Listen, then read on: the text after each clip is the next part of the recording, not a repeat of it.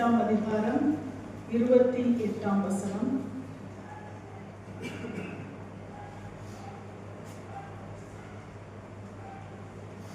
ரோமர் 8:28.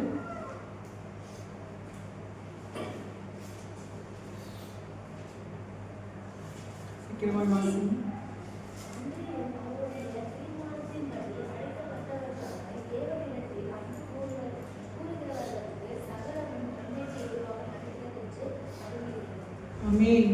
அன்றியும் அவருடைய தீர்மானத்தின்படி அழைக்கப்பட்டவர்களாய் தேவனிடத்தில் அன்பு கூறுகிறவர்களுக்கு சகலமும் நன்மைக்கு ஏதுவாக நடக்கிறது என்று அறிந்திருக்கிறோம். அல்லேலூயா. இந்த வசனத்தை நாம் வாசிக்கும் பொழுது முதலாவது ஆண்டவர் அவருடைய தீர்மானத்தின்படி நம்மை அழைத்திருக்கிறார். அல்லேலூயா. நாம் யாரா? நாம் யார்? கர்த்தருடைய தீர்மானத்தின்படி அழைக்கப்பட்டவர்கள். ஏதோ போற போக்குல ஆண்டவர் நம்மளை ரட்சிக்கிறார் அப்படின்னு சொல்லிட்டு நம்மளை அழைக்கல. எப்படி அழைச்சிருக்காரா? அவருடைய தீர்மானத்தின்படி. அல்லேலூயா.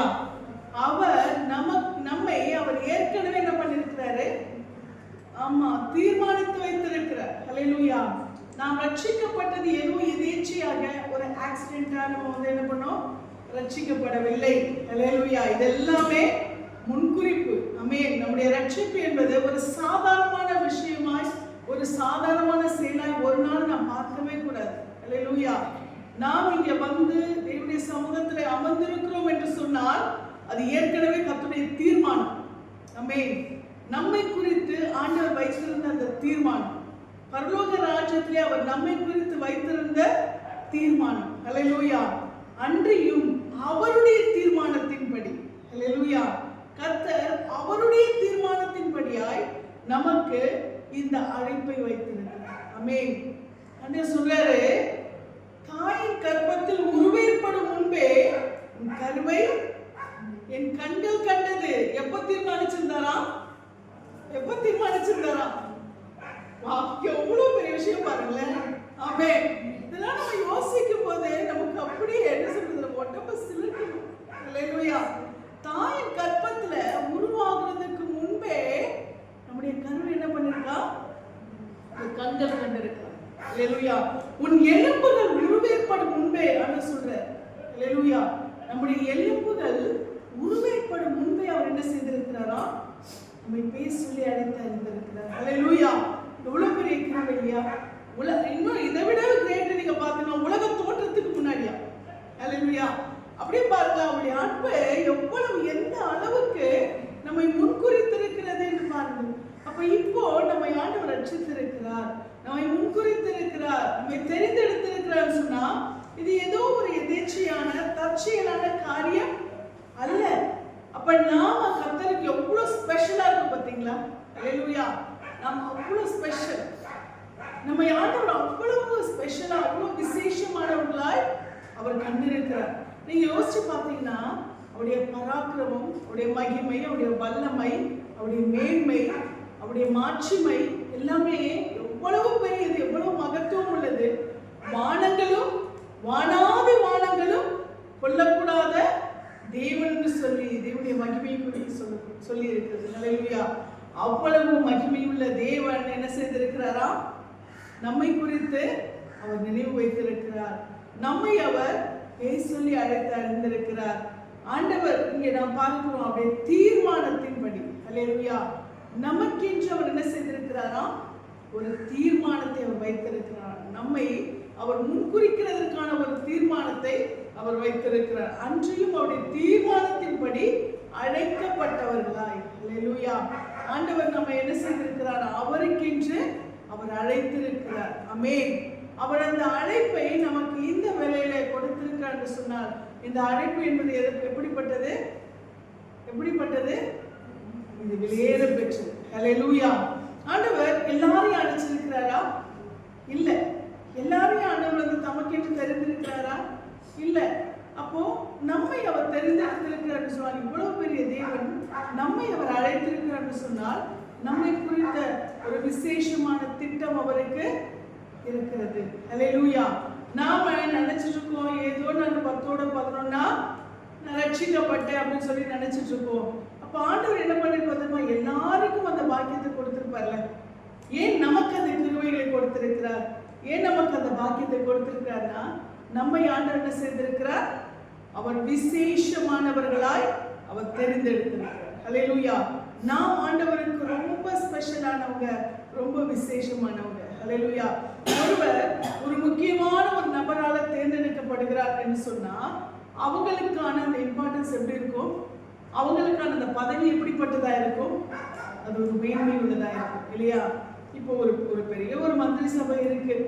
அப்போ அந்த மந்திரி சபையில ஒரு பிரைம் மினிஸ்டர் வந்து இவங்கெல்லாம் என்னுடைய மந்திரி சபையில இவங்கெல்லாம் இருப்பாங்க அப்படின்னு சொல்லி அவர் ஒவ்வொருவருக்கும் ஒரு பதவியை கொடுக்கிறாருன்னு சொன்னா அப்ப அது என்னது, அது என்னது, சும்மா சாதாரணமான ஒரு வேலையா கிடையாது. ஏன்னா ஸ்பெஷலு, அவங்க இந்தியாவிலேயும் ஒரு ஸ்பெஷலானவங்க இல்லையா? எல்லாவற்றுக்கும் எல்லா டிபார்ட்மெண்ட்லயும் அவங்க எப்படிப்பட்டவங்க, முக்கியத்துவம் வாய்ந்தவர்கள். எவ்வளோ பேர் இருக்காங்க, ஆனா ஸ்பெசிஃபிக்கா என்ன பண்றாங்க, சிலரை தேர்ந்தெடுத்து சிலருக்கு அந்த பொறுப்பை கொடுத்து சிலரை அதற்காக நிர்ணயித்து இது உனக்குரியது என்று சொல்லி என்ன பண்றாங்க, ஒப்படைக்கிறாங்க இல்லையா? அப்போ இங்க எவ்வளவு ஜனங்கள் உலகத்துல இருக்கிறாங்க, இவ்வளோ ஜனங்கள்ல கர்த்தர் என்ன பண்ணியிருக்கிறாரு, நம்மை தெரிந்தெடுத்திருக்கிறார். நம்ம தெரிந்தெடுத்திருக்கிறாரு சொன்னா, நம்ம அழைத்திருக்கிறாரு சொன்னா சும்மா வந்து நம்ம என்ன பண்றோம், நான் ரட்சிக்கப்பட்டேன், நான் என்ன பண்றேன், ஆண்டவரை ஏற்றுக்கிட்டேன், ஆண்டவர் என்ன நல்லா வச்சிருக்கிறாரு, நான் என்ன பண்றேன், நான் சாப்பிட்றேன், வேலைக்கு போறேன், படுக்கிறேன், எந்திரிக்கிறேன், படிக்கிறேன், என்னமோ என் வேலையை நான் பார்க்குறேன், இது எனக்கு என்னது, என் மேல ஒரு முத்திரை, என்னது என்னது, ரட்சிக்கப்பட்டவள், அழைக்கப்பட்டவள், இந்த முத்திரை, இது எனக்கு. அதுக்கப்புறம் என் காலம் கடக்கும் போது ஆண்டவர் கொடுக்குறேன், இதுதானா? கிடையாது. அப்படிதான் நம்ம என்ன பண்ணிருப்போம், எப்படி இருந்திருப்போம், 10 பேரோட ஒருத்தரா இருந்திருப்போம் இல்லையா? ஏன் நம்மளை இப்போ ஸ்பெசிஃபிக்காக தெரிந்து கொள்ளணும்? உலகமும் அந்த வேலையை தான் செஞ்சுட்டு இருக்கு. நல்லா யோசிச்சு பாருங்களேன், உலகத்தில் இருக்கிறவர்களும் இதே வேலையை தான் செஞ்சுட்டு இருக்காங்க. என்னது, போறாங்க, வராங்க, வாடுறாங்க, சாப்பிட்றாங்க, தூங்குறாங்க, எந்திரிக்கிறாங்க, அவங்களுடைய காரியங்களை பார்க்குறாங்க, அவங்களுக்குரிய அந்த ஒரு நம்பிக்கையை அவங்க தேடிட்டு இருக்காங்க. அப்போ அவர்களை போலவே நாமமா? அப்போ நாம் அப்போ ஸ்பெஷல் இல்லையா? ஆண்டவர் நம்மளை தெரிந்து கொண்டார்னு சொன்னால் அப்போ நாம விசேஷமானவர்கள் இல்லையா? எதுக்காக ஒரு குறிப்பிட்ட ஒரு சில நபர்களை தெரிந்தெடுத்து அவங்க கிட்ட ஒரு ரெஸ்பான்சிபிலிட்டி கொடுக்குறாங்க. எதுக்கு கொடுக்குறாங்க, எதுக்கு கொடுக்குறாங்க? அவங்க மேல ஒரு நம்பிக்கை, அவங்க செய்வாங்க அப்படின்ற ஒரு நம்பிக்கை, அவங்களுக்கு அந்த பொறுப்பு கொடுத்தா அவங்க செய்வாங்க. அந்த ரட்சிப்பு என்பது நம்ம மேல் ஆண்டவர் வைத்த ஒரு நம்பிக்கை. அல்லேலூயா. நாம் இயேசு கிறிஸ்துவை விசுவாசிக்கிறதற்கு அவர் நமக்கு கொடுத்திருக்கிற ஒரு கிரெடிட். அல்லேலூயா. எதுக்கு தெரியுமா? ஆண்டவர் ரட்சித்த போதே அவர் சொன்ன வார்த்தை என்ன தெரியுமா? ஒவ்வொருவரையும் அவர் சொல்றாரு, நீங்க ரட்சிக்கப்பட்டுட்டீங்க, நீங்க சீஷர் ஆயிட்டீங்க, நீங்க போய் எல்லாரும் என்ன பண்ணுங்க, சீஷராக்குங்க. அப்போ நாம ஆண்டவரை தெரிந்து கொண்டார், நான் ஆண்டவருக்கு ஸ்பெஷலு அப்படின்னு சொன்னா மட்டும் போதுமா? போதாது இல்லையா? அல்லேலூயா. இந்த மகிமையை நாம் அறிவிக்க வேண்டும் இல்லையா? உண்மையாக ஆண்டவருடைய வார்த்தை சொல்லுங்க, சமயம் வாய்த்தாலும் வாய்க்காவிட்டாலும் திருவசனத்தை ஜாக்கிரதையை நீங்க என்ன பண்ணுங்க, வசனம் பண்ணுங்க, ஓதிங்க, சொல்லுங்க. அல்லேலூயா. அருமையான நம்முடைய சகோதரி வீட்டில் நடந்த அந்த அந்த ஆறுதலின் அந்த அந்த அடக்க ஆராதனை அந்த நேரத்தில் ஒரு சந்தர்ப்பம், அங்கே என்ன பண்ணுவோம், 4 ஜனங்க வந்திருப்பாங்க, ரட்சிக்கப்பட்டவங்க வந்திருப்பாங்க, ரட்சிக்கப்படாதவங்க வந்திருப்பாங்க. அதுதான் சமயம். அந்த டைம் என்ன பண்ணோம், பயன்படுத்திக்கிறோம். அந்த டைம்ல ஒரு சுவிசேஷத்தை, ஒரு மனம் திரும்புதலை, ஒரு சத்தியத்தை, ஒரு பரலோக ராஜ்யத்துக்குரிய செய்தியை அந்த இடத்துல பேசுகிறோம் இல்லையா? அங்கே வந்திருந்த அருமையான அவங்க உறவினர்கள் சொன்னாங்க, நிறைய விஷயங்கள் நாங்கள் இன்னைக்கு தெரிஞ்சுக்கிட்டோம். நீங்கள் பேசும்போது அந்த பயப்படுறதுனா என்ன, இந்த விஷயத்தெல்லாம் நாங்கள் என்ன பண்ணோம், அது தெரிஞ்சுக்கிட்டோம். நாங்கள் பயம்னா என்ன பண்ணேன்னு நினச்சிட்டு இருந்தோம். ஒரு ஒரு நேரம் பார்த்தோம், ஒரு இதை பூச்சி இதெல்லாம் பார்த்து ஏதோ ஒன்று நான் பார்த்து பயப்படுறதுலாம் நாங்கள் நினச்சிட்டு இருந்தோம். ஆனால் பயம்னா என்னன்னு இன்னைக்கு தான் நாங்கள் தெரிஞ்சுக்கிட்டோம் அப்படின்னு சொல்லி அவங்க சொன்னாங்க. இந்த காரியங்கள், ஏன்னா இது என்னது, இந்த காரியங்களை நம்ம பயன்படுத்தி கொள்ளுவோம். நம்ம எந்த சந்தர்ப்பம் கிடைக்கும், 4 பேர் கூடுறாங்கன்னா 4 பேருக்கு முன்னாடி ஆண்டவருடைய நாமத்தை மகிமைப்படுத்துறோம். இப்போ நீங்கள் பார்த்தீங்கன்னா இப்படி நம்முடைய வாழ்க்கை நம்ம வந்து யாராவது பார்க்குறோம், பேசுகிறோம், நம்ம சும்மா சாப்பிட்டியம்மா இப்படி இருக்கு, இப்படி போயிட்டு இருக்கு, இப்படி எல்லாம் பேசிட்டு வரதா ஆண்டு நமக்கு கொடுத்த சந்தர்ப்பம் இல்லை. இல்லையா? நான் பல தடவை சொல்லியிருக்கிறேன், என்னமோ ஆண்டவர் இன்னைக்கும் எனக்கு அந்த ஏவுதலை கொடுக்கிறார். அதனால நான் சொல்ல வேண்டியது என் மேல இருந்த கடமையா இருக்கிறது. அப்போ நம்ம நாலு ஜனங்கள் நம்ம பார்க்கணும் அப்படின்னு சொன்னா அவங்களோட கூட நம்ம எப்படி பேசுறோம்? கேஷுவலா பேசிட்டு அவங்க வீட்டு கதைகளை விசாரிச்சுட்டு நம்ம வீட்டு கதைகளை 4 பேசிட்டு நம்ம என்ன பண்ணிடுறோம்? கடந்து வந்துட்டோம். ஆனால் அதிலே ஒரே ஒரு வார்த்தை, இயேசு கிறிஸ்துவை குறித்து நாம் சொல்லுகிறோமா? அல்லேலூயா. இயேசு கிறிஸ்துவை குறித்து நாம் பேசுகிறோமா? யோசிச்சு பாருங்களேன். அல்லேலூயா. நாம் தேவனுடைய நாமத்தை மகிமைப்படுத்த நாம தான் வாசிக்கப்படுகிற நிருபம். அப்ப நாம் என்ன பண்ணணும்? அவங்களை பார்த்து பேசும்போது நாம் வீணான காரியங்களை நாம் பேசுவதை பார்க்கணும். அவங்களுடைய பிரச்சனைகளை விசாரிச்சுட்டு அதுக்கு சொல்யூஷன் என்ன பண்ணுங்க? சொல்லுங்க. சொல்யூஷன் என்னது? தீர்வு யாரு? இயேசு கிறிஸ்து. அல்லேலூயா. இயேசு கிறிஸ்துன்ற அந்த தீர்வை நாம் என்ன பண்ணணும்? நாம் சொல்ல வேண்டும். நாம் நாளெல்லாம் வேலைக்கு போறோம், நாளெல்லாம் நம்ம பார்க்குறவங்களை டெய்லி பார்க்குறோம், நாளெல்லாம் நம்ம கூட வேலை செய்கிறவங்களை பார்க்குறோம், நாளெல்லாம் நம்ம சமுதாயத்தில் இருக்கிறவங்களை பார்க்குறோம், அக்கம் பக்கத்தில் பார்க்குறோம், யாரையும் நம்ம பார்க்குறோம். ஆனால் நாம் இயேசு கிறிஸ்துவை நாம் எந்த அளவுக்கு நாம் அறிவிக்கிறோம்? அல்லேலூயா. அவருடைய அன்பை குறித்து நம்ம எந்த அளவுக்கு சொல்றோம்? அவருடைய வல்லமை குறித்து நம்ம எந்த அளவுக்கு சொல்றோம்? அல்லேலூயா. கர்த்தர் அதை நம்மிடத்துல கேட்கிறதா இருக்கிறார். ஏன்னா நம்ம கிட்ட அந்த பொறுப்பை கொடுத்துருக்கு.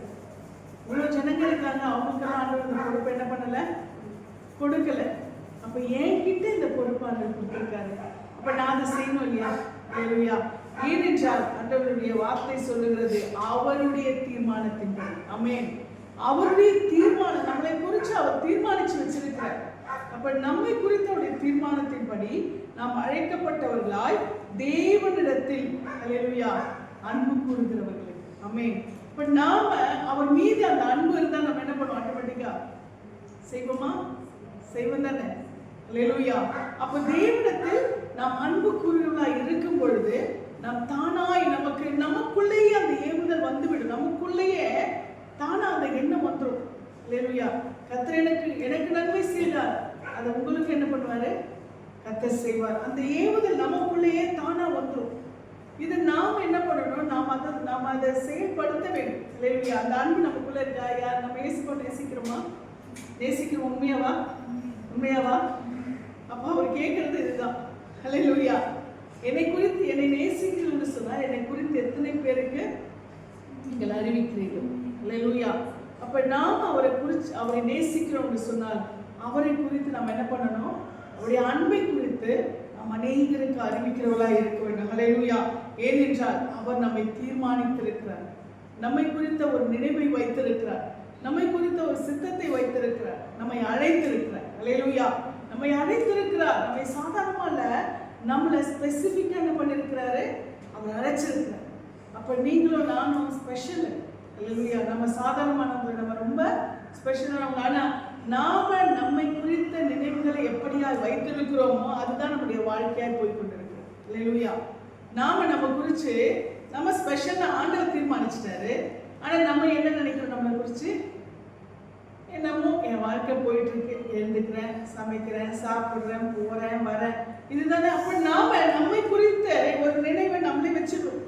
என் லைஃப் இதுதான், எனக்கு கொடுக்கப்பட்ட வட்டம் இதுதான், ஏதோ ஆண்டவர் நான் ஏத்துக்கிட்டேன். நான் என்னது, நான் நல்லா இருக்கேன்ப்பா, ஆண்டவர் என்னது, நான் எதுவும் நடந்துக்கிறதுல யாருக்கும் தீங்கு செய்யறதுல என்ன வரைக்கும் நல்லா இருக்கேன். அப்ப இந்த வாழ்க்கை மற்றவங்களுக்கு கிடைக்கணும் இல்லையா? அல்லேலூயா. இந்த அன்பு மற்றவங்களுக்கு கிடைக்கணும் இல்லையா? நம்ம ஆண்டவருக்கு பயப்படுறதுனால தானே நாம நல்ல விதமா நம்மை காத்துக்கொள்ளுகிறோம் இல்லையா? நம்மை கர்த்தருக்குள்ள காத்துக்கொள்றோம்ல. ஏன் அவர் நமக்குள்ள இருக்கிறார். அவர் நம்மை தெரிந்து கொண்டபடினால நம்மை கிறிஸ்துவுக்குள்ள என்ன பண்றோம்? நம்மை காத்துக்கொள்ளுகிறோமா? நம்ம ஒவ்வொருக்குள்ள அந்த உணர்வு இருக்குல்ல, நான் தேவனுடைய பிள்ளை, நான் என்னை கிறிஸ்துவுக்குள்ள நான் காத்துக்கொள்வேன் சொல்லி அந்த உணர்வு நமக்கு இருக்கா இல்லையா? அப்ப நாம எதுக்காக அந்த உணர்வு நமக்கு இருக்கு? என்னை ஆண்டவர் தெரிந்தெடுத்திருக்கிறார், அதனால நான் தேவனுடைய பிள்ளை, நான் என்னை காத்துக்கொள்றேன். அப்ப இந்த காரியம் எவ்வளவு பேருக்கு இல்லாம இருக்கு இல்லையா? எவ்வளவு பேருக்கு இந்த சூழ்நிலை இல்லாம இருக்கு இல்லையா? மனம் போன போக்குல எவ்வளவு பேர் வாழ்ந்து கொண்டிருக்கிறாங்க. மனம் போன போக்குல எவ்வளவு பேர் வாழ்ந்து தன்னுடைய வாழ்க்கையை ஓட்டி கொண்டிருக்கிறாங்க. அப்ப அவங்களுக்கு இந்த உணர்வு வரணும்ல, நமக்கு இருக்கிற இந்த உணர்வு அவங்களுக்கு வரணும்ல. இப்ப நாம அதற்காக நம்ம என்ன செய்யணும்? கொஞ்சம் பிரயாசம். அல்லேலூயா. ஏனென்றால் கர்த்தர் ஏன் தாமதிக்கிறார்? ஏன் இன்னும் தாமதிச்சுட்டு இருக்கார்?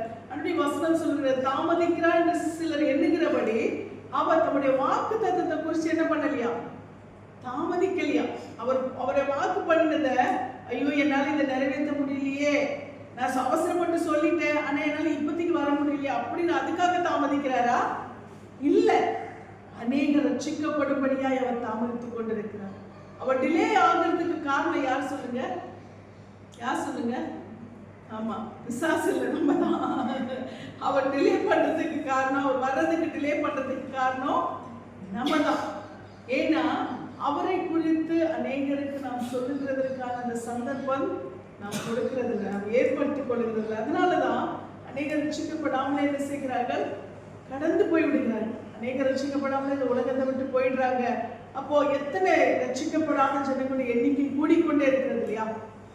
இப்போ ஒரு ஆத்மா கடந்து போகுதுன்னு சொன்னா ஐயோ இவங்க சத்தியத்தை அறியாம போறாங்களே அப்படின்ற பாரம் நமக்கு என்ன பண்ணணும்? நிச்சயமாய் காணப்பட வேண்டும். அப்ப இந்த சூழ்நிலையில நாம் அந்த அன்பை நாம் கர்த்தருக்குள்ளாய் பெற்றுக்கொண்டிருக்கும் பொழுதுதான் நமக்கு என்ன வருது? அந்த உணர்வு நமக்கு வரும். அப்போ அவருடைய தாகம், ஏசப்பாவுடைய ஏக்கம் என்ன? ஏசப்பாவுடைய ஏக்கம் என்ன? அவரிடத்துல அவருடைய சத்தியம் என்ன பண்ணணும்? அவரை குறித்து அறிவிக்கப்பட வேண்டும். அப்ப அவரை நாம் நேசிக்கிறோம்னு சொன்னால் அவருடைய எண்ணம் என்ன பண்ணணும்? நமக்குள்ளேயும் தர்மா இல்லையா? அப்ப அவரை நேசிக்கிறோம்னு சொன்னால் அவருடைய எண்ணம், அவருடைய நினைவு நமக்கு என்ன பண்ணணும்? வேண்டும் என்று சொல்லி கர்த்தர் எதிர்பார்க்கிறார். இப்படி தேவனிடத்தில் அன்பு கூறுகிறவர்களுக்கு, இப்படிப்பட்ட அன்புள்ளவர்களுக்கு கர்த்தர் என்ன செய்வாரா? எல்லாவற்றையும் எப்படி செய்வாரா? நன்மைக்கு ஏதுவாய். அல்லேலூயா. எப்படி செய்றார் அவரு? சகலமும் அவர் நன்மைக்கு ஏதுவாய். நமக்கு நன்மை நடக்கணும் ரொம்ப ஆசை இருக்கு இல்லையா? நமக்கு நல்லது நடக்கணும் ரொம்ப ஆசை இருக்கு இல்லையா? எல்லாமே நல்லதா நடக்கணும் தான் ஆசை இருக்கு. அப்ப நாம் என்ன பண்ணணும்? ஆண்டவருடைய அந்த சித்தத்தை, அவருடைய விருப்பத்தை நாம் செய்கிறவர்களாய் நாம் காணப்பட வேண்டும். அல்லேலூயா. நமக்கு ஒரு நன்மை தேவனிடத்திலிருந்து கிடைக்கணும். ஆனால் நாம் என்ன செய்கிறோம்? நாம அதற்கு அவருக்கு என்ன நன்மை செய்கிறோம்? அல்லேலூயா. நாம் அவருக்கு அதுக்கு என்ன நன்மை செய்கிறோம்? ஆனால் நம்மிடத்துல எதிர்பார்க்கிறது என்ன? அதை நாம் யோசிக்கணும் இல்லையா? நம்ம எப்பவுமே ஆண்டவரத்துல எத்தனை பேர் ஆண்டவர்கிட்ட போயிட்டு ஏசப்பா நான் என்னை நீங்க உங்களுக்குள்ளே என்ன சந்தோஷமா வச்சிருக்கீங்க, எனக்கு இது போதும் ஆண்டவர், எனக்கு எதுவுமே வேண்டாம் அப்படின்னு சொல்லிட்டு எத்தனை பேர் ஜெபம் பண்ணிட்டு வரும்? ஜெபம் பண்ணிட்டு வரும்? அப்படி இல்லை. போயிட்டு என்ன பண்றோம்? லிஸ்ட் போடுறோமா இல்லையா? போடுறோமா? எத்தனை பேர் லிஸ்ட் போடாம ஆண்டவர்கிட்ட ஜெபம் பண்ணிருக்கீங்க இது வரைக்கும்? விண்ணப்பமே வைக்காம நான் ஆண்டவர்கிட்ட ஜெபிச்சேன். எத்தனை பேர் சொல்ல முடியும்? சொல்ல முடியும்? அப்ப என்னது? நம்ம என்ன பண்றோம்? ஆண்டவர்கிட்ட எதிர்பார்க்கணும்ல, அவர் எனக்கு ஏதாவது செய்யணும், அவர் எனக்கு ஏதாவது செய்யணும், அவர்கிட்ட இருந்து எனக்கு ஏதாவது கிடைக்கணும். அப்ப அதுக்காகவே தான் நம்ம ஆண்டவர் என்ன பண்றோம்? தேடுறோம், அவர்கிட்ட போகிறோம். ஆனா நாம அவர்கிட்ட இருந்து எதிர்பார்த்து கொண்டே இருக்கிறோம். அவருடைய ஒரே ஒரு எதிர்பார்ப்பு, நம்ம அதை நிறைவேற்றுகிறோமா? இல்ல. அப்ப ஆண்டவர் நம்மிடத்துல எதிர்பார்க்கிறது அதானே. அவர் நம்மிடத்துல எதிர்பார்க்கிற எதிர்பார்ப்பு என்னது? நாம் அவருக்காய் ஆத்தும ஆதாயம் பண்ண வேண்டும். ஆண்டவர் நம்மிடத்துல வாயை திறந்து கேட்கிற அந்த காரியம் இதுதான் முக்கியமா இல்லையா? அவருக்காக நம்ம என்ன பண்ணணுமா? ஆத்துமாக்களை ஆதாயப்படுத்த வேண்டும் என்று சொல்லி கர்த்தர் எதிர்பார்க்கிறார். நாம பல விண்ணப்பங்களை, பல எதிர்பார்ப்புகளை ஆண்டவரத்துல வைக்கிறோம். ஆனால் அவருடைய ஒரு விருப்பத்தை நாம் என்ன செய்யறதுல நிறைவேற்றுகிறது இல்லை. இந்த நாளிலும் கூட நாம் அவரிடத்துல அன்பு கூறுகிறோம் என்று சொன்னால் அவருக்கான அந்த விருப்பத்தை நாம் நிறைவேற்றுவதாக இருக்க வேண்டும். தேவனிடத்தில் அன்பு கூறுகிறவர்களுக்கு அவர் என்ன பண்றாரா? அப்படி நாம் செய்யும் போது, அப்படி நாம் அவர் விருப்பத்தை நாம் நிறைவேற்றும் போது கர்த்தர் என்ன பண்றார்? நமக்கு சகலமும், அல்லேலூயா, நமக்கு என்னென்ன செய்யறாரோ எல்லாமே எப்படி இருக்கும்? நன்மைக்கு வராது. அல்லேலூயா. நமக்கு ஆண்டவர் செய்கிறது எல்லாமே அது நன்மையாகவே இருக்கும், அது ஆசீர்வாதமாகவே இருக்கும், அது நிறைவாக இருக்கும், அது மேன்மையா இருக்கும். எதை செஞ்சாலும் அல்லேலூயா. நம்முடைய வாழ்க்கையில சில சூழ்நிலைகள் நாம சந்திக்கிறோம், சில கஷ்டங்களை சந்திக்கிறோம். அது கூட நமக்கு ஆண்டவர் என்ன பண்ணுவாரு? நன்மையாக மாற்றுவார். அதை கூட நமக்கு ஆண்டவர் ஆசீர்வாதமாய் மாற்றுவார், மேன்மையாய் மாற்றுவார். நீங்க யோபுடைய சரித்திரத்துல நீங்க பார்ப்பீங்களானால் யோபு சொல்லுகிறார், யோபு 42:2 நாம் வாசிக்கிறோம் இப்படியாய். யோபு 42:2 42:2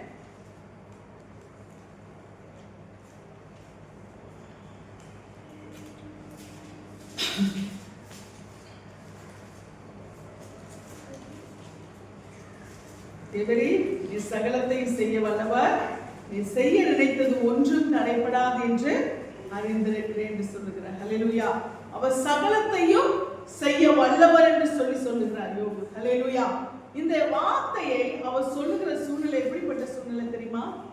சகலத்தையும் செய்ய வல்லவர் என்று சொல்லுகிற இந்த சாப்டர் பாத்தீங்கன்னா, இந்த சாப்டர்ல இந்த வசனம் எப்போ வருது தெரியுமா? யோபுடைய சரித்திரத்துல கடைசி பகுதி. யோபு 42ஆம் அதிகாரம் என்னது? யோபுவின் புஸ்தகத்திலே கடைசி புஸ்தகம், கடைசி அதிகாரம். யோபுவின் சரித்திரத்துல அந்த கடைசி அதிகாரம். அந்த கடைசி அதிகாரத்துல யோபு சொல்றாரு, தேவரே சகலத்தையும் செய்ய வல்லவர், நீ செய்ய நினைத்தது ஒன்றும் தடைபடாது என்பதை அறிந்திருக்கிறேன். ஏன் இந்த வார்த்தையை அவர் இந்த கடைசி நேரத்தில் கூட அவர் சொல்றாரு? அவருக்கு ஒரு நம்பிக்கை, அவருடைய தீர்மானத்தின்படி நான் அழைக்கப்பட்டவன். ஹல்லேலூயா. இங்க பார்க்கும் பொழுது அவருடைய தீர்மானத்தின்படி நான் அழைக்கப்பட்டவன், எனக்கு சகலமும் நன்மைக்கு எதுவாக நடக்கும். ஆனா அவருடைய வாழ்க்கை நன்மையா நடந்துச்சு. யோபு சரித்திரத்தை கொஞ்சம் புரட்டி பாருங்க. அப்பா, யாருக்குமே இப்படி வரக்கூடாதுன்னு நினைப்பீங்க. ஹல்லேலூயா. அவ்வளவு கஷ்டப்பட்டு இருக்கிறார் யோபு. ஆனா யோபுவின் அந்த இன்ட்ரோடக்ஷன் பாத்தீங்கன்னா, அவர் எப்படிப்பட்டவர்? உத்தமன், சன்மார்க்கன், தேவனுக்கு பயப்படுகிறவர், பொல்லாப்புக்கு விலகுகிறவர். அது மட்டும் இல்ல, பெரிய செல்வச்சிமான். அவருக்கு இருந்த செல்வத்தோட லிஸ்ட் எல்லாம் அதுல போட்டிருக்கு, அந்த முதல் அதிகாரத்துல. இவ்வளவு ஒரு நிறைவோடு கூட இருந்த மனிதன். இந்த சூழ்நிலையில தான் அவரை சோதிக்கும்படியா பிசாசு என்ன செய்யறான்? தேவனிடத்திலே அனுமதி பெற்று என்ன செய்கிறார்? அவரை சோதிக்கிறார். ஹல்லேலூயா. இங்க இவ்வளவு கஷ்டங்களையும் பட்ட யோபு இவ்வளவு செல்வத்தையும் இழக்கிறார், பிள்ளைகளை இழக்கிறார், நிலங்களை இழக்கிறார், வீடு வாசலை இழக்கிறார், எல்லாவற்றுக்கும் மேலாய் தன்னுடைய ஆரோக்கியத்தை இழக்கிறார். எல்லாம் கூட மனுஷனுக்கு ஒரு நம்பிக்கை இருக்கும். என்ன சொல்லு? கை கால் நல்லா இருக்கு, பையன் உடம்பு நல்லா இருக்கு, நான் பார்த்துக்கிறேன். கரெக்ட் தானே?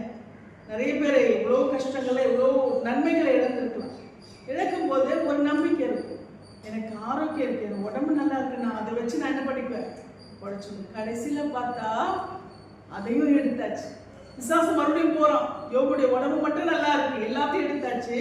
யோபுடைய சரீரம் மட்டும் நல்லா இருக்கு. அப்போ போறோம் விசுவாசம் மறுபடியும். பார்த்தீங்களா எல்லாமே எப்படி நடந்துச்சு அப்படின்னு. அப்ப ஆண்டு சொல்ல, நீ பாத்தியா என் பிள்ளை என்ன பண்ணிருக்கான்? இவ்வளோ இழந்த போதோ என்ன பண்ணிருக்கான்? அவன் என்ன தூஷிக்கல. அப்ப பிசாசு சொல்றான், நீங்க எல்லாத்தையும் எடுக்கிறதுக்கு அனுமதி கொடுத்தீங்க, சரி, அவனுடைய உடம்பு நல்லா வச்சிருக்கீங்களே, ஆரோக்கியத்தை கொடுத்துருக்கீங்கல்ல, அதுல கை வைக்க அனுமதி கொடுங்க, அப்போ பாருங்க என்ன பண்றாங்க. ஹல்லேலூயா. மனிதனுக்கு ஆரோக்கியம் என்பது ரொம்ப முக்கியம். சொல்வாங்கல்ல, நோயற்ற வாழ்வே குறைவற்ற செல்வம், இல்லையா?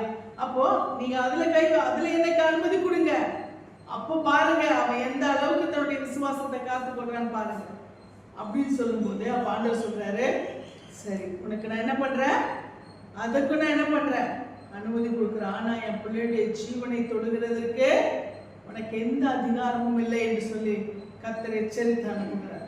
ஒட்டனை அடுத்த செகண்டே யோபுடைய சரீரம் முழுவதும் என்னாகுது, பருக்களால் வாதிக்கப்படுகிறது, தோல் வெடிப்பு விடுகிறது, உள்ள இருந்து பூச்சிங்க அரிக்குதான்.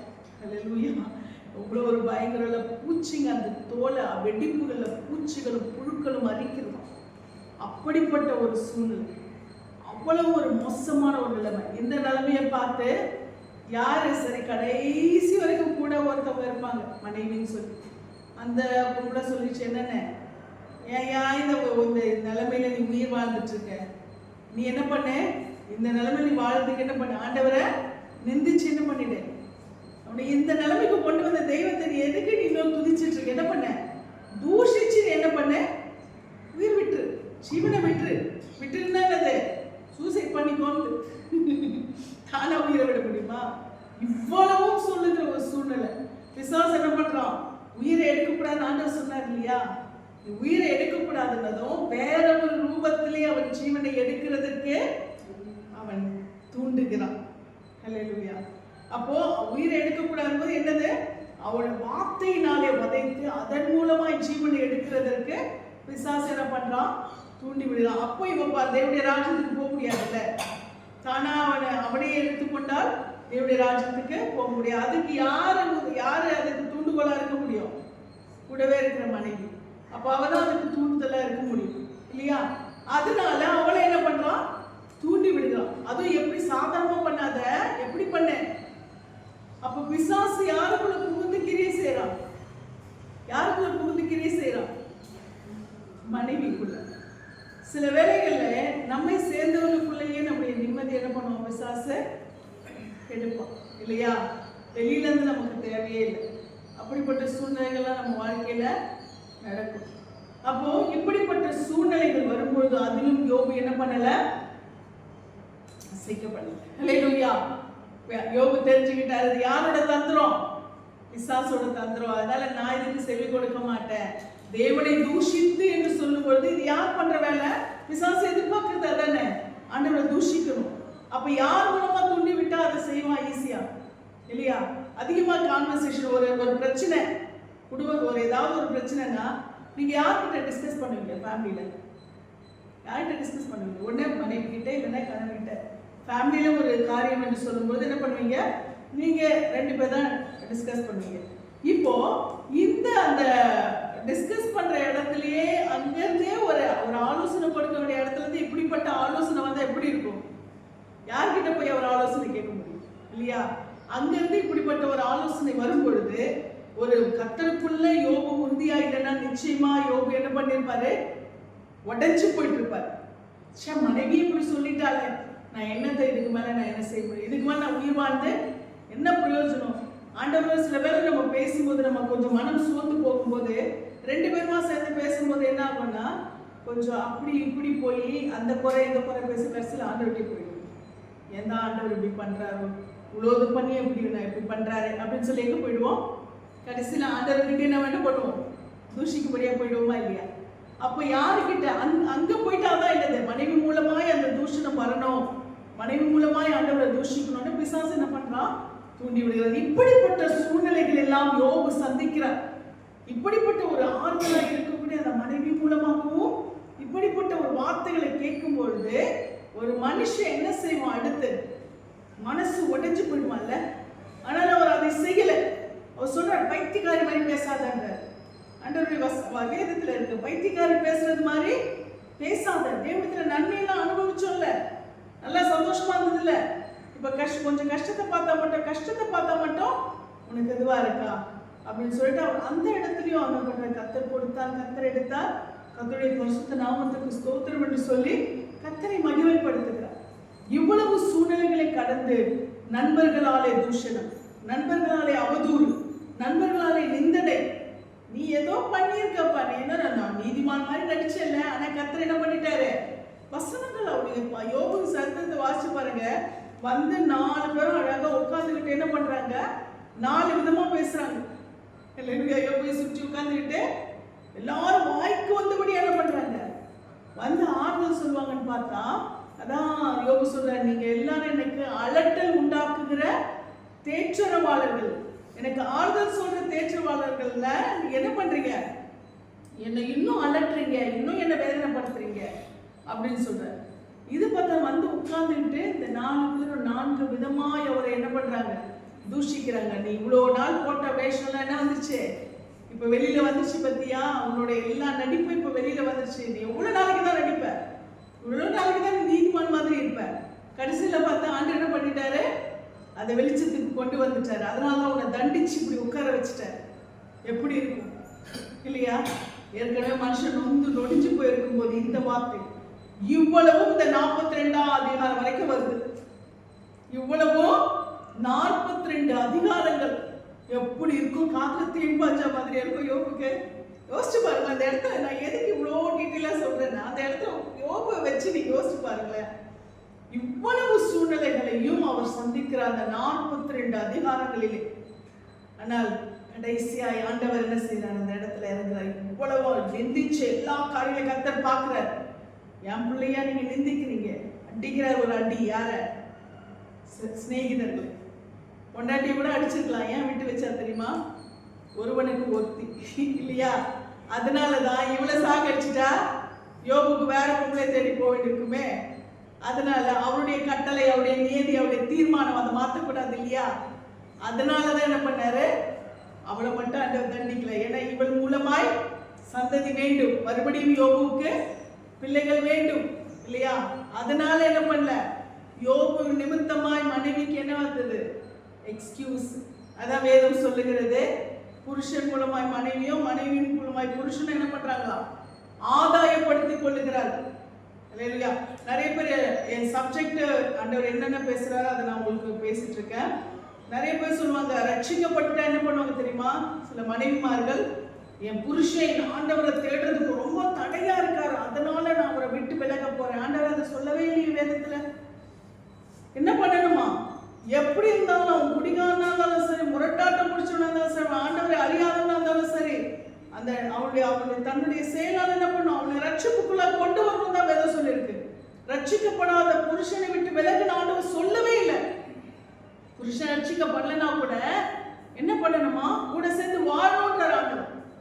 வாழ்ந்துதான் ஆகணும். ஏன்னா உனக்கென்று கொடுக்கப்பட்ட வாழ்க்கை துணை. அப்ப ரட்சிக்கப்பட்டு அதாவது ஆண்டவரை ஏற்றுக்கொண்டு ரட்சிக்கப்பட்ட பிறகு நான் சொல்றேன். திருமணமான பிறகு சிலர் ரட்சிக்கப்படுறாங்க இல்லையா? அதை நான் சொல்றேன். திருமணமான பிறகு ரட்சிக்கப்படுவது. அதுக்குன்னு திருமணத்துக்கு முன்னாடியே நான் ஒரு புறஜாதி பையனை புறஜாதி பொண்ணை ரட்சித்து நான் நேசித்து கல்யாணம் பண்ணி அவங்கள ரட்சிக்கிறேன் ஆண்டவர் அதை அக்செப்ட் பண்ணிக்க மாட்டாரு. அதுலயும் இருக்கு மேட்ரு. சிலர் அப்படிலாம் யோசிக்கவே கூடாது இல்லையா? புறஜாதி அதாவது ரட்சிக்கப்பட்ட, அதாவது ஆண்டவரை திருமணத்துக்கு பின்பு அந்த பெண்ணை ரட்சிக்கப்பட்டிருந்தா, அப்போ அந்த கணவன் ரட்சிக்கப்படாம இருந்தா, அப்போ என்ன செய்யணும்? அவங்களை விட்டு விலகாதபடி தன்னுடைய நல்ல நடக்கையினால என்ன பண்ணும்? அவங்கள கிறிஸ்துவுக்குள்ளாய் ஆதாயப்படுத்தணுமே தவிர, திருமணத்துக்கு முன்னாடியே நான் ரட்சிக்கப்பட்ட பொண்ணு, நான் ரட்சிக்கப்படாத பையனை நான் கல்யாணம் பண்ணி, ரட்சிக்கப்படாத பொண்ணை கல்யாணம் பண்ணி ஆதாயப்படுத்துறது ஆண்டவர் எங்கேயுமே வேதத்துல எழுதவே இல்லை. அது தேவனுக்கு முன்பாக பாவம். ஹல்லேலூயா. அதை செய்யக்கூடாது. ஹல்லேலூயா. அப்போ ஒரு மனைவி அவள் திருமணமான பிறகு ஆண்டவரை ஏற்றுக்கொள்ளுகிறாள், ரட்சிக்கப்படுகிறார் சொன்னால், அந்த மனைவி தன் புருஷன் என்ன பண்ணணுமா? விட்டு என்ன பண்ணக்கூடாது? அவ விலகக்கூடாது. புருஷன் ரட்சிக்கப்படாம இருந்தா விலகக்கூடாது. தன் நல்ல நடக்கிற எப்படியாவது ஆதாயப்படுத்தணும் தவிர, அவர் என்னுடைய விசுவாசத்துக்கு தடையா இருக்காரு, எனக்கு ஆண்டவரை தேடுறதுக்கு தடையா இருக்காரு, எனக்கு ரட்சிப்புக்கு தடையா இருக்காரு, அதனால நான் என்ன பண்றேன்? அவரை விட்டு விலகுறேன், அவளை விட்டு விலகுறேன். இது எந்த விதத்திலுமே ஆண்டவர் எங்கேயுமே கட்டளையில என்ன பண்ணல, சொல்லவே இல்லை, எங்கேயுமே எழுதப்படல. அல்லேலூயா. கடைசி வரைக்கும் மரணம் பிரிக்கிற வரைக்கும் என்ன பண்ணணும்? சேர்ந்துதான் வாழணும். அல்லேலூயா. அதுதான் ஆண்டவர் தீர்மானித்திருக்கிறது. அப்ப இங்க யோபுவின் மனைவி இவ்வளவு நிந்தித்தும் ஆண்டவர் ஏன் அதை அனுமதிக்கல? சிநேகிதரெல்லாம் தண்டிக்கிறாரு, பொண்டாட்டியை தண்டிக்கல. அல்லேலூயா. ஏன்னா அவளை தண்டிச்சுட்டா அது யாருக்கு வரும்? யாருக்கு அது பாரம்? யோபுக்கு தான் பாரம் இல்லையா? அதனால யோபுவின் நிமித்தமாய் அவள் நிந்தித்த அந்த நிந்தனையை கர்த்தர் பண்றார். யோபுவின் நிமித்தமாய் மன்னிக்கிறார். யோபுவோடு கூட அந்த மனைவி சேர்ந்து வாழ வேண்டும் என்பதற்காக ஆண்டவர் அவளை எந்த விதத்துல தண்டிக்கல. ஆனால் இந்த சிநேகிதர்களை, இது 42ஆம் அதிகாரத்தில் நீங்க பாத்தீங்கன்னா, அந்த சிநேகிதர்களை எல்லாம் ஆண்டவர் தண்டிக்கிறார். அல்லேலூயா. ஆண்டவர் அவங்களை அடிக்கிறார் அந்த இடத்துல. அப்ப அந்த சூழ்நிலையில யோபு என்ன பண்றார் தெரியுமா? தன்னுடைய இந்த நெருக்கடியின் மத்தியிலே அவர் தன் சிநேகிதருக்காக என்ன செய்கிறாராம்? வேண்டுதல் செய்கிறார். 42ஆம் அதிகாரத்துல அந்த 2ஆம் வசனத்துல இந்த சூழ்நிலைகளை எல்லாம் கடந்துதான் யோபு என்ன பண்றாரு? இந்த வார்த்தையை சொல்லுகிறார். தேவரே, நீ சகலத்தையும் செய்ய வல்லவர், நீ செய்ய நினைத்தது ஒன்றும் தடைப்படாது என்பதை அறிந்திருக்கிறேன். ஹல்லேலூயா. அப்ப எந்த சூழ்நிலை இவ்வளவு பார்த்துட்டு கடைசியில இன்னும் அவர் நன்மையை பார்க்கவே இல்லை. யோபின் சரித்திரமே முடிய போகுது. யோபின் சரித்திரமே 42ஆம் அதிகாரம் தான் தி எண்ட். அந்த 42ஆம் அதிகாரம் சரித்திரமே முடிய போது அந்த இடத்துல கூட நின்று சொல்றாரு. அந்த இடத்துல கூட நின்று சொல்லிட்டு இருக்காரு என்னன்னு? நீ சகலத்தையும் செய்ய வல்லவர், நீ செய்ய நினைத்தது ஒன்றும் தடைப்படாது. இப்ப கூட நான் உங்களை நம்புறேன் ஆண்டவரே, இப்ப கூட நான் உங்களை நம்புறேன். அது எவ்வளவு காலங்கள் என்று தெரியாது. யோபு அந்த பாடுகளுக்குள்ளாய் கடந்து சென்று மாதங்களா வருஷங்களா என்னன்னு நமக்கு தெரியாது. ஆனால் அந்த சூழ்நிலையில கூட அவர் சொல்லுகிறது என்ன தெரியுமா? சகலத்தையும் செய்ய வல்லவர். எப்படி செய்ய வல்லவர்? நன்மைக்கு ஏதுவா. ஹல்லேலூயா. எனக்கு நீங்க நன்மையை தான் செய்வீங்க ஆண்டவரே. என்னை நீங்க இப்படியே விட மாட்டீங்க, என்னை இந்த சூழ்நிலையை விட மாட்டீங்க, எனக்கு இந்த நெருக்கடியோட விட மாட்டீங்க, எனக்கு இந்த துக்கத்தோட விட மாட்டீங்க. எனக்கு சொல்யூஷன் இருக்கு. ஹல்லேலூயா. எந்த இழப்புக்கும் தேவனுடைய பிள்ளைகளை உங்களுக்கு தீர்வு இருக்கிறது. ஒரு சொல்யூஷன் இருக்கு, ஆல்டர்னேட்டிவ் இருக்கு. ஹல்லேலூயா. ஆண்டவர் நம்மளை சும்மா விட்டுற மாட்டார். ஹல்லேலூயா. ஏதோ ஒரு சூழ்நிலை சந்திக்கிறோமா, நெருக்கடியை சந்திக்கிறோமா, அந்த சூழ்நிலையிலே கர்த்தர் நம்மளை என்ன பண்ண மாட்டாரு, அப்படியே விட மாட்டாரு. துக்கத்தோட நம்மளை ஆண்டவர் என்ன பண்ண மாட்டாரு, விட மாட்டார். ஹல்லேலூயா. அவருடைய வசனம் சொல்லுது, துயரப்படுகிறவன் துக்கத்தோட திரும்பாதிருப்பானாக என்று சொல்லி. ஹல்லேலூயா. அப்ப துயரப்படுகிறவனை கர்த்தர் துக்கத்தோடயே அப்படி என்ன பண்ண மாட்டாரு, விட மாட்டார். அப்ப நாம ஒரு சூழ்நிலையை சந்திக்கிறோம், ஒரு நெருக்கடியை, ஒரு போராட்டத்தை சந்திக்கிறோம் அப்படின்னு சொன்னா நமக்கு நம்பிக்கை இருந்து கொண்டே இருக்க வேண்டும். யோபுவை போல எனக்கு மாறும் மாறும் மாறும், நிச்சயம் மாறும், இந்த சூழ்நிலை மாறும் மாறும் மாறும் மாறும் மாறும். ஹல்லேலூயா. நிச்சயமாய் மாறும். அன்று சொல்ற நிச்சயமாக முடிவு உண்டு. உன் நம்பிக்கை வீண் போகாது. எந்த நம்பிக்கை? என் தேவன் இந்த சூழ்நிலையை மாற்றுவார். இந்த சூழ்நிலை எனக்கு, இந்த நெருக்கடி எனக்கு ஆண்டவர் மாற்றுவார். இந்த இக்கட்டை எனக்கு மாற்றுவார். ஹல்லேலூயா. ஆண்டவர் என்னை இப்படியே விட மாட்டார். நமக்கு அதுதான் நம்பிக்கை. தேவனுடைய பிள்ளைகளுக்கு என் தேவன் எனக்கு சகலத்தையும் நன்மைக்கு எதுவாகவே செய்வார். ஹல்லேலூயா. வசனம் அழகா சொல்லுவார், அன்றைய தம்முடைய தீர்மானத்தின்படி அழைக்கப்பட்டவர்களுக்கு தேவன் என்ன செய்கிறாரா, எப்படி செய்கிறாரா, சகலத்தையும் எல்லாவற்றையும் அவர் என்ன பண்றாரு, நன்மைக்கு எதுவாக. அதுதான் யோபு சொல்ற, தேவனே சகலத்தையும் செய்ய வல்லவர். ஹல்லேலூயா. நீ சகலத்தையும் செய்ய வல்லவர். அவர் சொல்லுகிற சூழ்நிலை எப்படிப்பட்ட சூழ்நிலையில அங்க போட்டிருக்க அந்த 42 அதிகாரத்துல அந்த 2ஆம் வசனத்துக்கு முன்னாடி ஏதாவது போட்டிருக்கா, யோபு வந்து நல்லா ஆயிட்டாரு, யோபு சுகமாயிட்டாரு, யோபுக்கு சொத்து சுகம்லாம் கிடைச்சிச்சு, 41 அதிகாரத்துல ஏதாவது இருக்கா பாருங்க? ஒண்ணும் கிடையாது. அதே அதை விட மோசமான சூழ்நிலை தான் உட்கார்ந்துட்டு இருக்காரு. அந்த இடத்துல இருந்து அவருடைய நம்பிக்கை என்ன தெரியுமா, எல்லாவற்றையும் தேவன் நன்மைக்கு எதுவாய் செய்வார். ஹல்லேலூயா. ஏனென்றால் அவருடைய தீர்மானத்தின்படி நான் அழைக்கப்பட்டவன். ஹல்லேலூயா. ஆண்டவர் என்னை தெரிந்திருக்கிறார், என்னை முன்குறித்திருக்கிறார், என்னை அறிந்திருக்கிறார். அவர் எனக்கு எல்லாவற்றையும் என்ன பண்ணுவாரு, நன்மைக்கு எதுவாக மட்டும்தான் என்ன பண்ணுவாரு, வாய்க்கப்படுவார். அந்த நம்பிக்கை அவருக்கு இருந்தது. இந்த வேளையில கூட அந்த நம்பிக்கை அவரை வெட்கப்படுத்தவில்லை. நம்ம வாசிச்சோம்னா அந்த 42ஆம் அதிகாரத்தின் அந்த கடைசி பகுதிகளில் பார்க்கிறோம்னா யோபுக்கு எல்லாமே எப்படி வந்துச்சா, இரட்டிப்பாய். ஹல்லேலூயா. எல்லாமே எப்படி வந்தது, ரெண்டு மடங்காய் இரட்டிப்பான ஆசீர்வாதங்களை கர்த்தர் யோபுக்கு கொடுக்கிறார். ஹல்லேலூயா.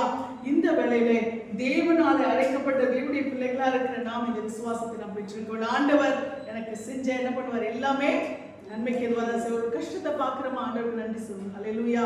ஆண்டவரே, இதுக்கு பின்னாடி எனக்கு இரட்டிப்பான நன்மை இருக்கிறது. ஹல்லேலூயா. எனக்கு இரட்டிப்பான ஆசீர்வாதம் இருக்கிறது. தாவீதின் வாழ்க்கையை எடுத்துக்கொள்ளுங்க.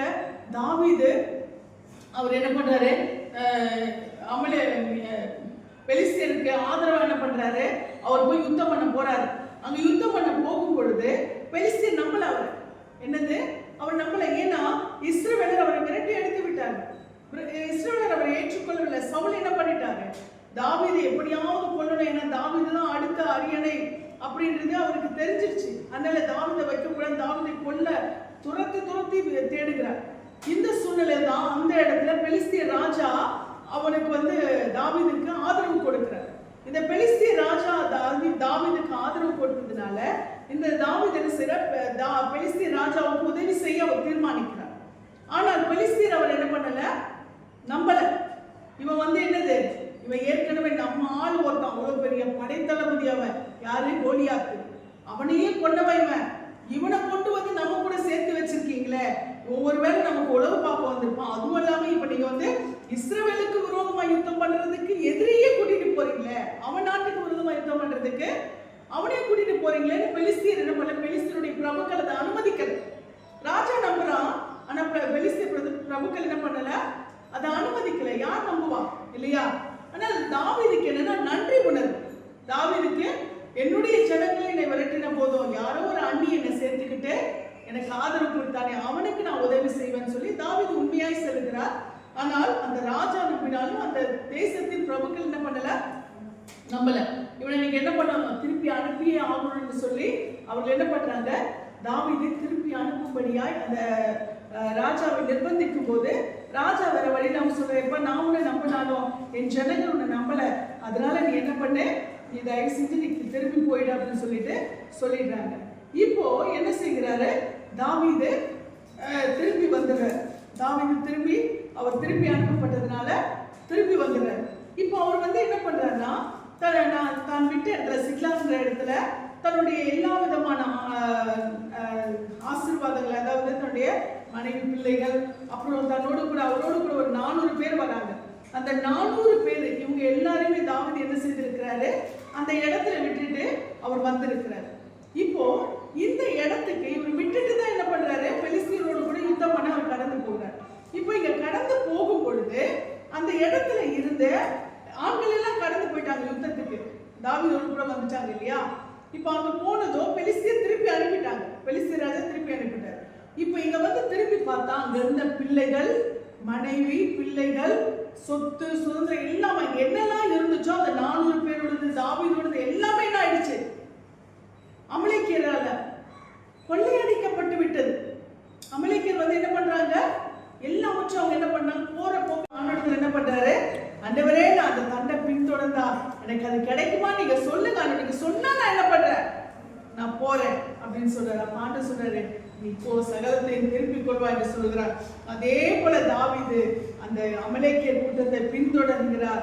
இது தாவீதின் கொள்ளை என்று சொல்லுகிற அளவுக்கு தாவீதினுடைய உடைமை மாத்திரமல்ல, ஏற்கனவே அந்த அமலேக்கியர் எங்கெல்லாம் கொள்ளையடிச்சு அங்க சேர்த்து வச்சிருந்தாங்களோ அதையும் சேர்த்து திருப்பிக் கொள்ளுகிறார். ஹல்லேலூயா. தேவன் நீங்க பாத்தீங்கன்னா யோபு அதான், யோபு இழக்கிறாரு, ஆனா எப்படி கிடைக்குது, ரெட்டிப்பாய் கிடைக்கிறது. தாவீது இழக்கிறாரு, அதை என்ன பண்றாரு, திருப்பியும் பல மடங்காய் திருப்பி கொடுக்கிறார். அமலேக்கியர் எடுத்துட்டு போறாங்க, ஆனா அவர்களுடைய கொள்ளையும் அவர் என்ன பண்றாரு, சேர்த்து அதை சுதந்திரிக்கிறார். ஹல்லேலூயா. ஒரு சூழ்நிலை நீங்க சந்திக்கிறீங்கன்னா, ஒரு இழப்பை நீங்க சந்திக்கிறீங்கன்னா, ஒரு குறைவை சந்திக்கிறீங்கன்னா, இதுக்கு பிறகு அதுக்கு மேலதான் ஆசீர்வாதம். ஹல்லேலூயா.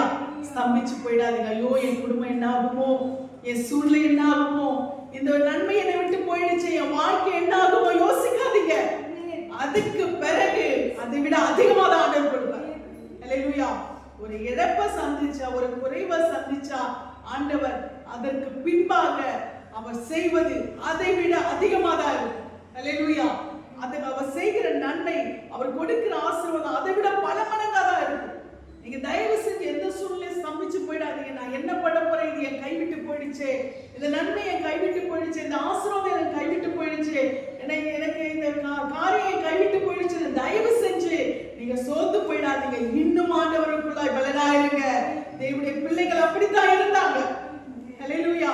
யோபு அப்படித்தான் இருந்தார், தாவீது அப்படித்தான் இருந்தார், நம்ம முற்பிதாக்கள் அப்படிதான் இருந்தாங்க, ஆபிரகாம் பார்த்தீங்கன்னா அவங்க அப்படிதான் இருந்தாங்க.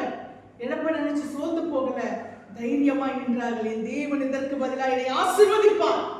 சாதாரணமா இல்ல, இருந்த நிலைமையை விட, முந்தின நிலைமையை விட, நான் எதை நம்பி இருந்தனோ அதை காட்டிலும் என் தேவன் எனக்கு கொடுக்கிறது பல மடங்காய் இருக்கும். ஹல்லேலூயா.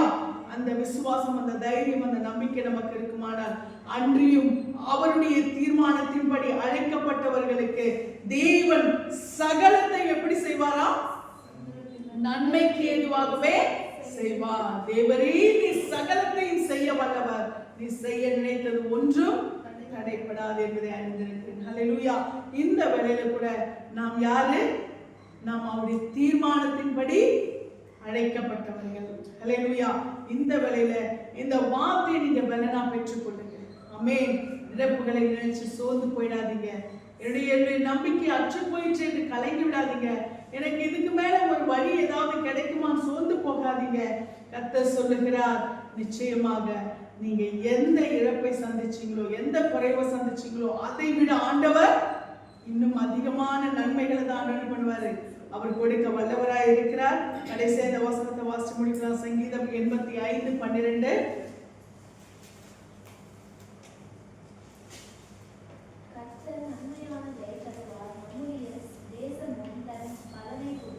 ஆமென். நம்ம ஆண்டவர் எப்படி தருவாரா, எப்படி தருவாரா, நன்மையானதை கர்த்தர் நன்மையானதை தருவார், நம்முடைய தேசமும் தன் பலனை கொடுக்கும். ஹல்லேலூயா. ஆண்டவர் நமக்கு நன்மையான ஈவுகளை கொடுக்க அறிந்த நல்ல தகப்பன். அதனால ஆண்டவர் நமக்கு நன்மையானதுதான் செய்வார். ஹல்லேலூயா. எந்த சூழ்நிலையிலும் நாம் எதை குறித்து நாம் கலங்காதபடி, ஐயோ எனக்கு இந்த சூழ்நிலை வந்துருச்சு நாம் சோர்ந்து போகாதபடி, கர்த்தர் எனக்கு நன்மையானதை தருவார்னு சொல்லி நாம் விசுவாசிப்போம். நிச்சயமாய் ஆண்டவர் நமக்கு நன்மையான ஈவுகளை கொடுத்து நம்மை ஆசீர்வதிக்க அவர் வல்லவராய் இருக்கிறார். ஹல்லேலூயா. நன்மையான ஈவுகளை, நல்ல ஈவுகளை அவர் கொடுத்து நம்மை ஆசீர்வதிக்கிற தகப்பனாய் இருக்கிறபடினாலே இந்த வேளையிலே நாம் கர்த்தருடைய கரத்தை நம்பி விசுவாசித்து எந்த சூழ்நிலையா இருந்தாலும் நாம் தைரியமாய் நிற்போம். ஹல்லேலூயா. ஆண்டவர் நிச்சயமாய் சகலத்தையும் செய்ய வல்லவர், சகலத்தையும் திருப்பிக் கொள்ள செய்கிறவர். இந்த நாளிலும் அவர் சொல்லுகிற வார்த்தையின்படியாய், அவருடைய தீர்மானத்தின்படி அழைக்கப்பட்டவர்களாய் தேவனிடத்தில் அன்பு கூறுகிறவர்களுக்கு ஒன்னே ஒண்ணுதான், எந்த சூழ்நிலை வந்தாலும் அவன் மேல அன்பு மட்டும் விட்டாதீங்க. ஹல்லேலூயா. யோபுடைய அன்பை விட்டு விடவில்லை. நெருக்கடிகள் வந்தது, பிரஷர் வந்தது, தூஷி. ஆண்டவரே தேவன் என்ன பண்ணு, தூஷி அவரை நிந்திச்சு இவ்வளவு தூரத்துக்கு உனக்கு இவ்வளவு நிலைமை கூட கொண்டு வந்த தேவனை நீ நிந்திச்சுட்டு உயிரை விட்டுன்னு சொன்னாலும் அவர் என்ன பண்ணல, ஆண்டவரை தூஷிக்கவில்லை. ஹல்லேலூயா. அவர் ஆண்டவரை மகிமைப்படுத்துகிறார். நீங்க எனக்கு நன்மை தான் செய்வீங்க ஆண்டவரே, சகலத்தை நீ செய்வீங்க ஆண்டவர் என்று சொல்லி அந்த சூழ்நிலையிலும் அவர் நம்பிக்கையா இருக்கிறார். இந்த வேளையில் ஆண்டவர் சொல்லுகிறது, அவரால் தெரிந்து கொள்ளப்பட்ட நாம், அவரால் அழைக்கப்பட்ட நாம் அவரிடத்தில் எந்த சூழ்நிலையிலும் அன்பு கூறும் பொழுது, அவரிடத்தில் அன்பு கூறுகிறவர்களுக்கு சகலமும் அவர் நன்மைக்கு ஏதுவாகத்தான் செய்வார். ஹல்லேலூயா. கர்த்தர் நன்மையானதை தருவார். இந்த வேளையை நாம் விசுவாசிப்போம். எனக்கு ஏன் இந்த சூழ்நிலை கொடுத்தீங்க, எனக்கு மட்டும் ஏன் இப்படி சோதனை கொடுக்குறீங்க, என்னை மட்டும் ஏன் இப்படி பண்றீங்க, நீ ஆண்டவரை தயவு செஞ்சு நம்ம என்ன பண்ணக்கூடாது, நிந்திக்க கூடாது. இந்த வேளையிலே அவரிடத்துல இன்னும் நாம் அன்பை செலுத்த வேண்டும், இன்னும் நாம் அவரை துதிக்க வேண்டும், இன்னும் நாம் கிட்டி சேர வேண்டும். இப்படி நாம் செய்யும் போது யார் வெட்கப்படுவான் தெரியுமா? பிசாசு. ஹல்லேலூயா. சாத்தான் வெட்கப்படுவான். இவளுக்கு இவ்வளவு நெருக்கடியை நான் கொடுத்தா கூட இவன் இன்னும் உறுதியா இருக்காளே, இன்னும் ஆண்டவரை துதிக்கிறாளே அப்படின்னு சொல்லி அவன் வெட்கப்பட்டு போவான். நம்முடைய ஆண்டவர் மகிமைப்படுவான். அவர் மகிமைப்படுகிறது மாத்திரமல்ல, நம்மையும் அவர் தலை நிமிர வைப்பார். ஹல்லேலூயா. இந்த வேளையில இந்த வார்த்தையை நாம் பற்றிக்கொள்வோம். ஆண்டவர் எனக்கு நன்மையானதை செய்வார், எனக்கு எல்லாவற்றையும் சகலத்தை நன்மைக்கு எதுவாய் செய்வார் என்று சொல்லி விசுவாசிப்போம்.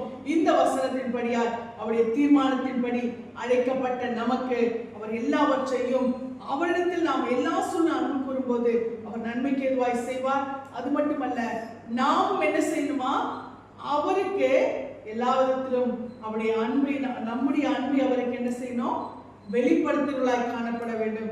இந்த வேளையிலும் இந்த வார்த்தையின்படியால் எந்த சூழ்நிலையில இருந்தாலும் நம்முடைய விசுவாசத்தை, நாம் அவர் மேல் வைத்திருக்கிற நம்பிக்கையை, நாம் அவர் மேல் வைத்திருக்கிற அந்த அன்பை என்றைக்கும் விட்டு கொடுக்காதபடி நாம் இருப்போம்.